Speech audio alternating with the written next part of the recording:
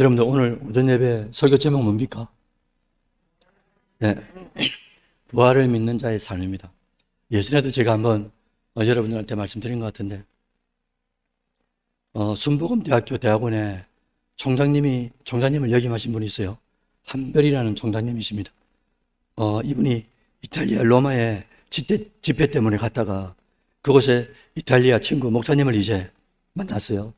그래서 식사를 합니다.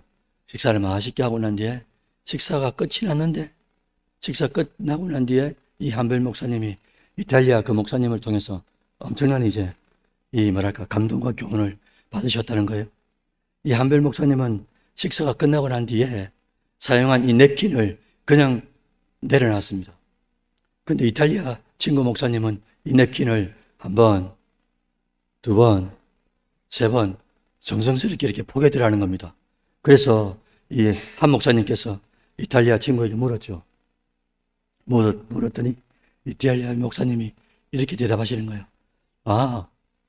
그 접는 이유, 너처럼 냅킨을 아무렇게나 놓는다는 것은 음식이 맛있기 때문에 다시 내가 오겠다는 뜻이고, 나처럼 음식이 별로라고 생각하면은 다시 오지 않겠다는 의미로 냅킨을 어떻게 한단 말입니까? 한두 번, 세 번 이렇게 접어놓는 글 안에 이렇게 이제 말씀을 해주신 거예요. 한별 목사님이 이 말씀을 딱 듣는 순간에 여러분 성경에 있는 수만 번의 장면들이 있는데 하나의 장면이 딱 떠올랐습니다. 뭘까요? 오늘 부활절이잖아요. 부활절하고 이렇게 접목이 되지 않겠습니까? 요한복음 20장 7절 함께 읽어보겠습니다. 요한복음 20장 7절 쉬운 성경으로 번역을 해놨거든요. 같이 읽어봅니다. 시작. 그는 예수님의 머리도 감쌌던 천도 보았습니다. 그 천은 고운 배와 겹쳐 있지 않고 조금 떨어진 곳에 잘 개겨져 있었습니다. 여러분 느낌 오시죠? 무슨 의미입니까? 잘 접어놨단 말은 무슨 말이에요? 다시 온단 말입니까? 안 온단 말입니까? 절대 안 옵니다, 주님은.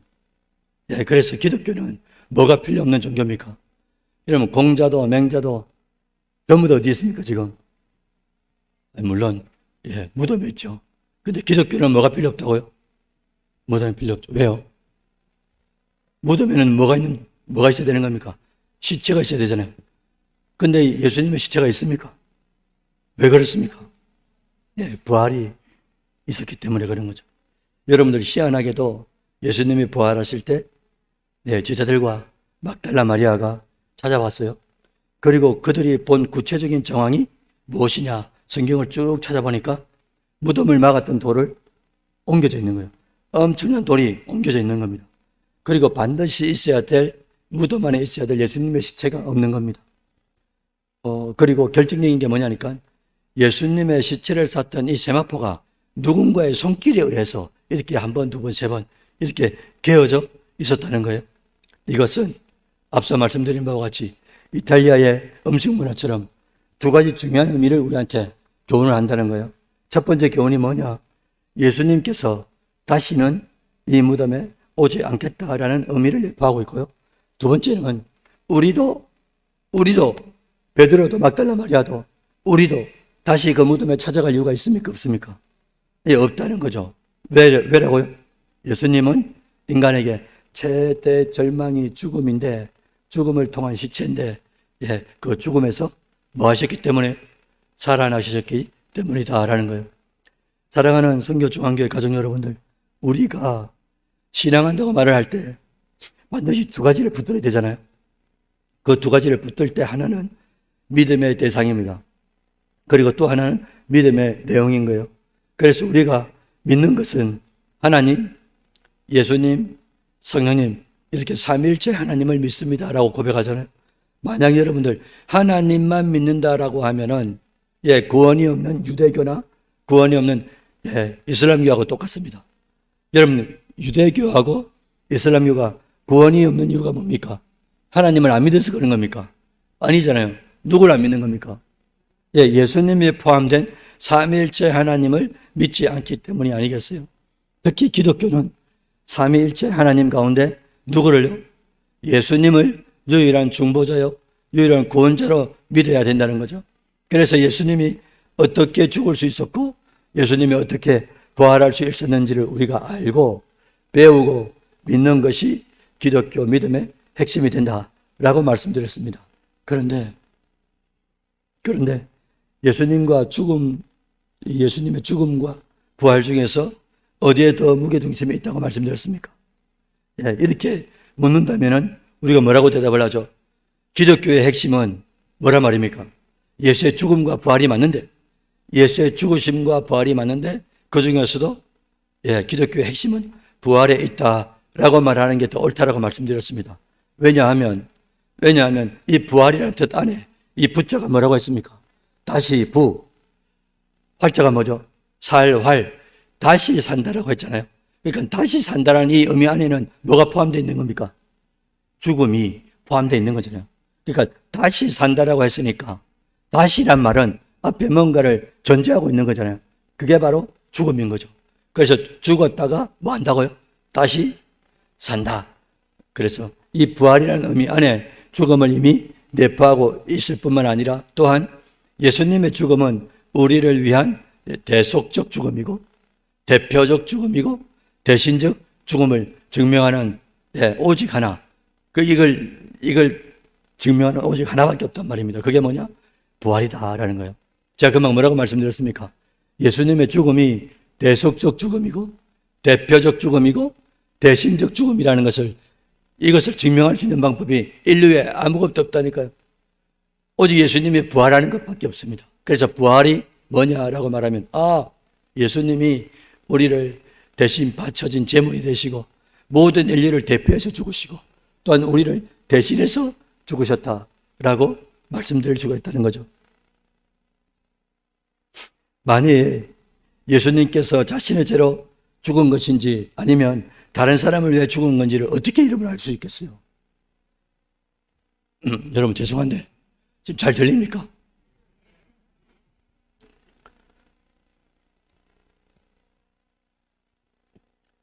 임지현 선생님 원래 이런 목소리 아닙니다. 제가 괜찮은 목소리인데 오늘 양해를 부탁드려요. 제가 오늘 와가지고 여기 딱 앉았는데 제 몸이 왜 아프고 왜 목소리가 이게 가게 하셨는지 딱 오더라고요.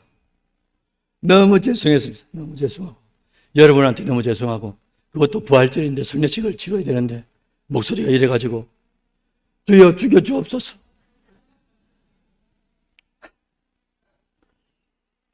금방 제가 뭐라고 말씀드렸냐니까 예수님께서 자기 죄를 죽었는지 다른 사람의 죄를 죽었는지를 어떻게 하냐 이거예요. 누구라도 여러분들 누구라도 어떤 사람이라도 자기 죄를 죽었으면 그 존재는 죽음에서 부활할 수가 없어요. 그러나 우리 주님은 부활을 통해서 뭐를 증명하는 겁니까? 부활을 통해서 야야야 내가 내 죄 때문에 죽은 게 아니라는 것을 증명하는 거예요. 여러분 내가 내 죄를 죽이면 내가 부활할 수 있습니까? 죄의 삭은 사막이기 때문에 내 죄를 죽이면 내가 일어날 수 없다니까요. 그래서 예수님은 자신의 죄로 죽은 게 아니라는 것을 뭐로 증명한다고요? 부활로 증명하는 거죠. 그래서 다른 사람을 위하여 내가 죽었다는 것, 대속하고 대신하고 대표하여 내가 죽었다는 것을 확실하게 부활을 통하여 증명하셨다라는 겁니다. 그래서 기독교의 믿음의 내용의 핵심은 탄생, 부활, 탄생, 죽음, 부활, 승천, 재림 이 5개인데 이 중에서도 예수님의 죽음과 부활인데 이 중에서도 여러분 손가락에서 가장 긴 게 뭡니까? 여러분 표현 잘 하셔야 됩니다. 이거. 그래서 중뒤잖아요. 그래서 우리가 제일 중요한 게 뭐냐? 예수님의 부활이다라는 거예요. 부활. 그래서 여러분들 기독교를 무슨 종교라고 그럽니까? 부활의 종교라고 하는 거죠. 물론 십자가의 종교라고도 말하는 건 맞습니다. 그 말도 맞고 부활의 종교라고도 말을 한다라는 거죠. 사랑하는 여러분들, 놀랍게도 예수님은 성령으로 잉태하시죠. 여러분들은 뭐로 잉태합니까? 부모님의 사랑으로 잉태해서 정자와 난자가 만나죠. 이걸 이제 임신이라고 그러잖아요. 임신해가지고 자궁의 벽에 이제 착상하죠. 이걸 임신이라고 그러죠. 착상하는 자체를. 임신해가지고 여기서 이제 10개월 있다가 우리가 태어나는 것 아닙니까? 그런데 정자와 난자가 만나가지고 태어나는 모든 인류와 인간은 뭘 가지고 태어납니까? 예, 원죄를 유전된 죄, 아담이 지은 죄, 그걸 이제 유전된 죄라고 말을 하고 원죄라고 말을 한단 말입니다. 그런데 예수님은 뭐로 잉태했다고요? 성령으로 잉태했기 때문에 원죄가 없죠. 정자와 난자가 만난 게 아니니까 뭐로 잉태한 겁니까? 하나님으로 잉태했죠. 성령으로 잉태하신 거예요. 그래서 뭘 제거한다고요? 원죄를 제거하는 겁니다. 거기다가 예수님은 우리는 영혼육이 있지만 혼적 기능도 많이 약하고 영적 기능도 죽어있는 상태로 태어나잖아요. 근데 예수님은 어떻습니까? 신성과 인성, 완전한 하나님이면서 신이면서 완전한 인간으로 오셨잖아요. 그래서 신성과 인성 두 본성을 가진 하나님이다 이렇게 말합니다. 왜 그러느냐? 하나님께서 예수님이 신성을 가지셨기 때문에 이 인성을 뭐로 다스린단 말입니까? 신성으로 이 인성을 다스리기 때문에 뭐가 없습니까? 육체로 짓는 자범죄가 없다는 거죠. 다시 말씀드리면 원죄도 없어요. 자범죄도 없어요. 그러면 죄가 없지 않습니까? 죄가 없기 때문에 예수님은 뭐라고요? 죽을 수 없는 존재죠. 죽을 수 없는 존재가 되어야 되는데, 그런데 우리는 늘 사도신경을 고백할 때마다, 또 우리가 신앙 고백할 때마다, 우리가 뭘 할 때마다 예수님의 십자가에 죽었다고 표현한단 말입니다. 근데 어떻게 죽을 수 있냐 이거예요. 죄가 없는데, 죄가 없으면 죽을 수가 없는데 어떻게 죽는 겁니까 여러분들? 그래서 말씀드린 것처럼 인류를 대신하고 대표하고 대속하기 위하여 예수님께서 대신 죽어주셨다라는 게 성립이 된다는 거죠. 여러분, 우리가 예수님의 부활을 말할 때 늘 말씀드렸지만 부활이 다시 부자에 살 활자, 다시 산다라고 말씀드렸습니다. 그런데 이 다시 산다라는 이 의미가 뭐가 다시 산다고 말씀드렸어요? 우리 육체가 다시 사는 걸 부활이라고 한다고 말씀드렸잖아요. 그럼 또 따라오는 꼬리표가 있지 않습니까? 우리의 죽어있던 영, 우리의 모든 인류가 태어날 때는 다 죽어있는 상태로 태어나거든요, 영이. 근데 죽어있는 상태로 태어나는 이 영이 죽어있는 상태에서 다시 영이 살아나는 걸 뭐라 한다고 말씀드렸습니까? 이것을 거듭남 혹은 중생이다 라고 말씀드렸죠. 육체가 다시 살아나는 것은 부활이고 우리의 죽었던 영이 다시 살아나는 것은 거듭남이나 중생이라고 말한다. 그래서 이번에는 개념, 부활의 개념을 넘어가지고 부활의 중요한 의미가 세 가지가 있는데, 물론 이 세 가지보다 더 많습니다. 많이 있는데 그 가운데서도 세 가지를 우리 마음판에 새겼으면 좋겠어요. 첫째는 부활의 의미가 뭐냐? 진짜 예수님이 우리 죄를 다 사하셨다는 증거가 부활이다 라는 겁니다. 금방 제가 뭐라고 했습니까 여러분들? 예수님이 우리 죄를 다 뭐 하셨다고요? 사하셨다라고 말씀드렸죠. 예수님은 성령으로 잉태했으니까 원죄가 없죠. 신성으로 인성을 다스리니까 자범죄가 없죠. 죄가 없으니까 예수님 죽을 수 없다고 말씀드렸습니다. 그런데 예수님이 죽었단 말은 죄가 있단 말이잖아요. 죽었단 말은 죄가 있단 말 아닙니까? 그 죄가 누구 죄냐 이거죠. 그게 내 죄입니다라고 고백하는 걸 신앙 고백이라는 거예요. 이렇게 고백하는 그 순간에 엄청난 영적인 일들이 많이 일어납니다. 죽어있던 내 영이 성령을 통하여 내 안에 들어오시면서 내주하면서 죽었는 영이 살아나고, 이걸 칭이라 그러잖아요. 죽어있던 영이 살아나면서 수많은 일들이 막 이제 일어나게 되죠. 결국 예수님이 우리 죄를 가진 것에 대한 확실한 증거가 뭐냐? 부활이다. 왜? 예수님은 죄가 없는데, 죽을 수가 없는데, 죽었단 말은 죄가 있단 말이고, 그 죄가 누구 죄냐 이거죠. 누구 죄냐. 그래서 내 죄라고 깨달아지고 내 죄라고 믿어질 때 그 순간 예수님의 부활은 예수님의 부활로만 남는 게 아니고 예수를 믿는 그 사람도 뭐 한단 말입니까? 죽어도 산다라는 이 부활에 동참하게 되더라라는 거죠. 자, 여기서 예수님의 죽음과 부활의 의미가, 여러분, 죽음이라는 것과 예수님의 부활이라는 것이 같으면서도 완전히 다릅니다. 제가 그만 뭐랬습니까? 예수님의 죽음의 의미하고 예수님의 부활의 의미가 같은 점도 있으면 다른 점도 있다라는 거예요. 여러분들, 같은 점이라는 것은 뭐겠어요? 예수님이 죽었다라는 것은 누구 죄로 죽는 겁니까? 내 죄로 죽는 거죠. 여러분들, 예수님의 부활하셨다 이 말은 누구 죄를 다 사했단 말입니까? 내 죄죠. 그러니까 공통분모가 뭐가 들어가는 겁니까? 죄입니다. 죄. 예수님의 죽으심과 부활은 반드시 뭐가 따라다닌다고요? 죄와 직결이 되어 있는 거죠. 그래서 여러분 죽을 때까지 잊으시면 안 됩니다. 예수님의 죽음은 우리 죄를 가져가셨다는 증거로 죽어주신 거죠. 맞잖아요. 내 죄를 가져가셨기 때문에 예수님 죽을 수 있는 조건을 갖추는 것 아닙니까? 예수님 죄가 없는데 죽을 수 없는데 내 죄를 가져가셨기 때문에 이게 믿어져야 되는 거죠. 지금도 문 밖에 나가면 사람들이 얼마나 많습니까? 밖에. 그죠? 인제대학교 학생들이 얼마나 많습니까? 근데 그 많은 사람들 중에 누가요? 예수가 십자가의 죽음이 죽을 수 없는 존재가 죽었다는 것은 그것은 내 죄 때문에 죽었다는 것이 믿음의 선물을 받은 사람이 믿음의 고백을 할 때 그게 이루어진다는 거죠. 그래서 예수님의 죽음은 우리 죄를 가져가셨다는 확실한 증거고, 예수님의 부활은 뭐라고 말씀드렸습니까? 가져가신 그 죄를, 내 죄를 가져가셨는데, 그죠? 그래서 죽음이라는 감옥에 계시다가 3일 만에 어떻게 하셨다고요? 3일 만에 부활하셨단 말은 가져가신 그 죄를 다 뭐 했단 말입니까? 다 완전히 죽음의 감옥에서 다 값을 치렀단 말이죠. 그러니까 이제 죽음의 감옥에서 출소하셔가지고 나오셔가지고 제자들에게 500명 노예들에게 보여주신 것 아닙니까? 다시요. 예수님의 죽음은 우리 죄를 가져가셨다는 증거가 되고, 예수님의 부활은 우리 죄값을 다 치르시고 완전히 과거, 현재, 미래의 죄까지도 다 소급해서, 그것도 시제가 언제입니까? 언제 죽으신 거죠? 예, 지금 과거에 죽으신 거예요. 과거에 죽으신 그 죽음이 지금 우리에게 적용되고 있고 앞으로의 죄 짓는 그 죄도 우리에게 적용이 된다는 거예요. 이걸 시간을 뛰어넘어서 주님께서 그런 역할을 감당해 주셨다는 겁니다. 첫 번째 부활의 의미가 뭐라고요? 우리 죄를 다 사하셨다는 증거다라는 게 첫 번째고요. 두 번째 부활의 의미가 뭐냐?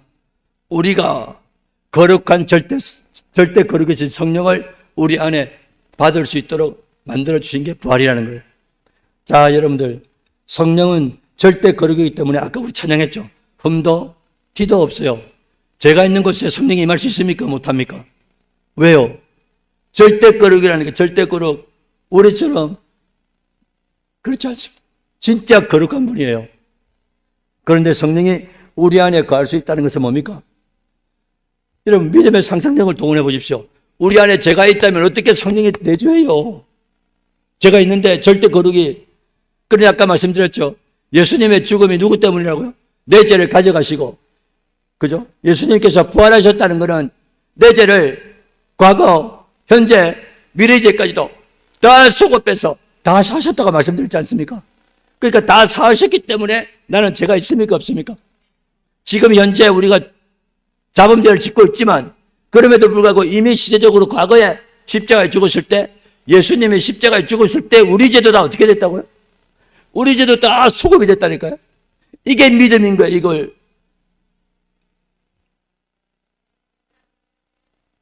그래서 두 번째가 뭐랬습니까? 부활의 증거가 뭐라고요? 우리가 예수님이 부활하심으로 말미암아 절대 거룩인 성령이, 사실 현재로 보면 죄밖에 없는 나한테, 죄밖에 없는 오목사에게 이 안에 들어올 수 있는 이유가 뭐라고요? 예수의 부활이 과거, 현재, 미래의 죄를 다 사하셨다는 증거를 주셨기 때문에 절대 거룩인 성령이 내 안에 임할 수 있다, 이겁니다. 세 번째로 예수님의 부활의 의미는 로마서 8장 15절 같이 한번 보실까요? 로마서 8장 15절 다 같이 한번 읽어봅니다. 시작.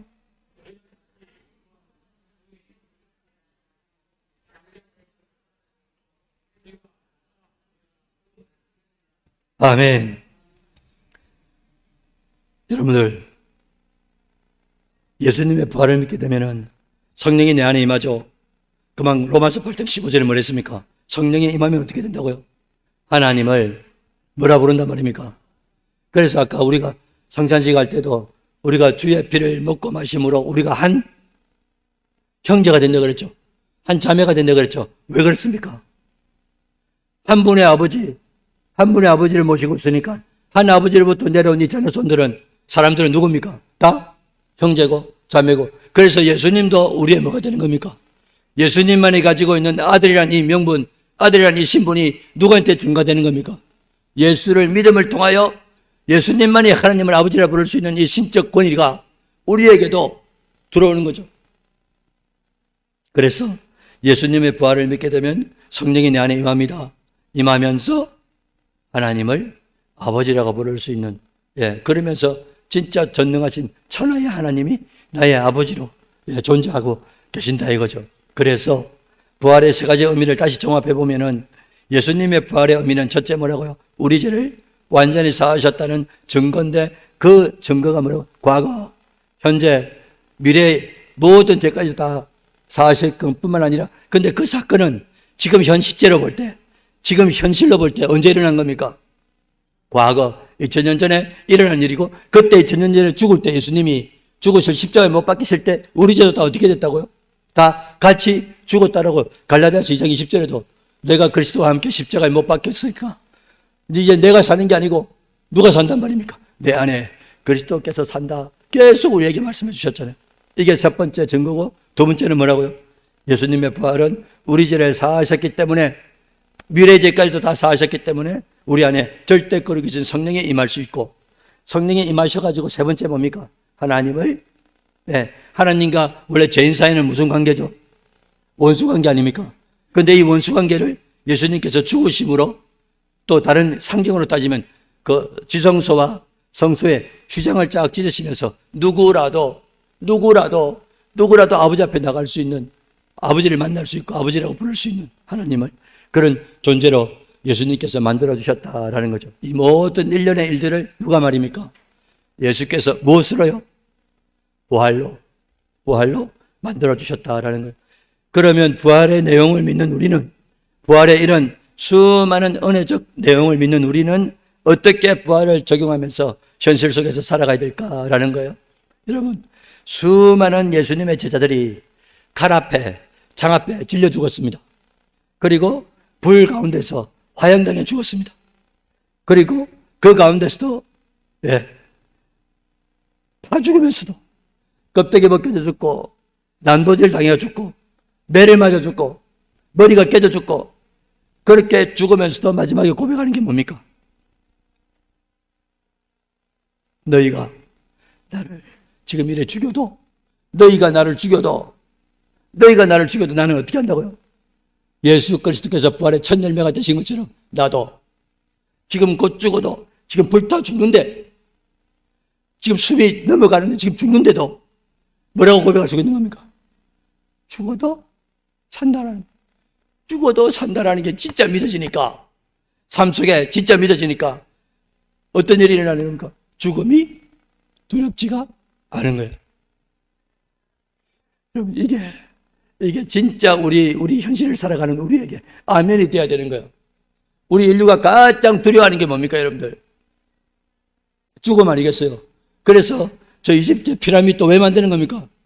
그 다음에 저 중국의 만리장성도 왜 만드는 겁니까? 전체가 다 어디 뿌리는 뭡니까? 영생불사거든요. 다 오래 살겠다는 겁니다. 영원히 살고 싶다는 거죠. 근데 그렇게 되냐 이거죠? 그래, 안 됩니다. 안 되는 이유는 뭐라고요? 방법이 없어요. 죄가 있기 때문에 다 죽어야 되는 건데. 그래서 여러분들, 우리가 4대 성인이라고 말하는 사람이 누굽니까? 공자, 석가, 마호멧, 예수님, 이 네 분 다 어디에 있습니까? 다시요. 이분들 다 어디에 있습니까? 다 죽었고 다 무덤에 있습니다. 그런데 예수님은 어디 있습니까? 무덤이 없다니까요. 그래서 대놨다니까요.